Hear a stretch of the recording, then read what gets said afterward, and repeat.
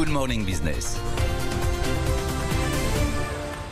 Le débat ce matin, Jean-Marc Daniel, Nicolas Dose. Nicolas, effectivement, la Banque Centrale Européenne, tout le monde était un peu dans l'expectative, tout le monde était un peu déçu parce que sur le risque de l'appréciation de l'euro, comment on fait pour faire redémarrer un peu d'inflation quand même, parce que là on était en territoire négatif cet été.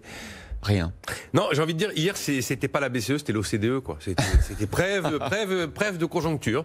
Alors, on aura 8% de récession contre 8,7% qui était redouté en 2020.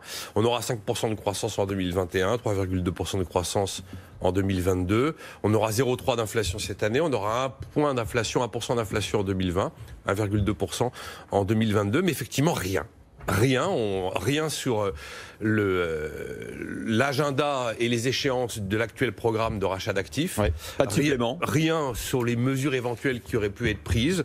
On n'a rien eu non plus sur assouplissement ou pas futur de la politique monétaire. Et puis alors soudain, Christine Lagarde nous dit...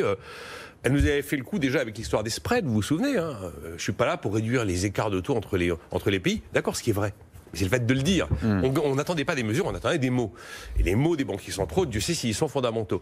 Et là, elle nous dit, je vous rappelle que le taux de change, c'est pas dans mon mandat. Ah ouais, mais bon. Alors, voilà, le taux de change, c'est pas dans mon mandat. C'est exactement ce que les marchés ne voulaient pas entendre. Et pourtant, Dieu sait si on attendait de pied ferme les mots de la présidente de la BCE dans un contexte de rentrée qui est quand même très particulier. Des taux très bas, une inflation nulle, voire par moments négative, l'euro qui remonte par rapport au dollar. Si l'euro se met à ne plus être à 1,18 $, 1,20 $, mais à 1,45 $, les plans de relance que l'on fait serviront à rien. Serviront à rien ou à peu de choses. Bah oui. Après, pression à la baisse sur les salaires, faiblesse de la demande, il y a quand même un petit contexte un peu spécial. Mais là, comme vous le dites, on avait une BCE sans voix, on avait une politique monétaire qui donnait l'impression de ne pas avoir vraiment de boussole.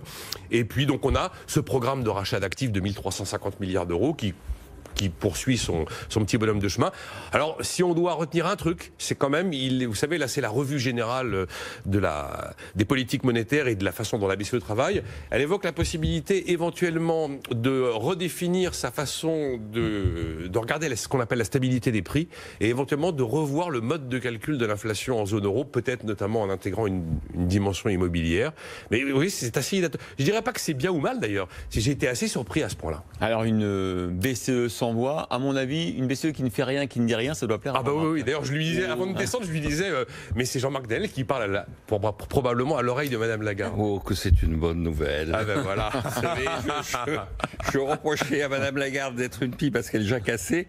Elle ne jacasse plus. Eh bien, je dis bonne nouvelle. Alors, par rapport à ce que vient de dire Nicolas, c'est vrai que sur le taux de change, c'est pas dans son mandat. Explicitement, c'est pas dans son mandat. Considérer que la dévaluation serait une bonne chose et que la réévaluation de la monnaie, j'ai déjà eu l'occasion de dire qu'à mon avis c'était absurde. Plus on a une monnaie forte, mieux on se porte. Et je rappelle que pendant... C'est compliqué pour exporter. Je veux bien qu'on fasse le débat, Jean-Marc, sur euro faible, mais... Pour exporter, bien sûr il y a l'Allemagne, ok, d'accord, mais... Non, mais on importe aussi. Ouais, et donc, moi j'appartiens... Vous regardez la balance des paiements, mais les chefs d'entreprise, ils regardent leur carnet de commandes. Oui, moi j'appartiens à une génération où on manifestait contre les dévaluations en disant que ça détériore les termes de l'échange et où tous les économistes disaient qu'une économie saine est une économie dont les termes de l'échange s'apprécient. Les termes de l'échange qui s'apprécient, ça veut dire que, grosso modo, vous avez une baisse du prix de vos importations qui permet d'améliorer votre situation et une augmentation du prix de vos exportations. Et donc, plus vous avez des termes de change élevés, normalement, plus vous avez un commerce extérieur qui est fort et puissant. Allez dire ça à Airbus qui doit vendre ses avions en euros. Oui, sauf que Airbus, il achète aussi du pétrole, sauf que Airbus, il achète de l'aluminium, sauf que... Le pétrole est moins cher. Ouais. Oui, et sauf que encore une fois, tous ces gens, je ne les ai jamais vus organiser des manifestations devant les magasins en disant augmenter les prix pour soutenir l'action de la BCE, d'évaluer pour être sûr que mon pouvoir d'achat va y rester. Je n'ai jamais vu personne faire ça. Ça va peut-être venir. On cherchait un programme pour les gilets jaunes, vous pourriez peut-être leur proposer. Ça, si on veut calmer les gilets jaunes, il nous faut 1 euro à 1,50 $. Et pour conclure, là aussi, le côté j'appartiens à une génération, effectivement, autrefois, quand il y avait des dévaluations, quand le ministre des Finances apparaissait le samedi matin sur le perron de la rue de Rivoli, puisque c'était rue de Rivoli, en disant nous ne dévaluerons pas car ce serait indigne, on était sûr qu'il allait dévaluer.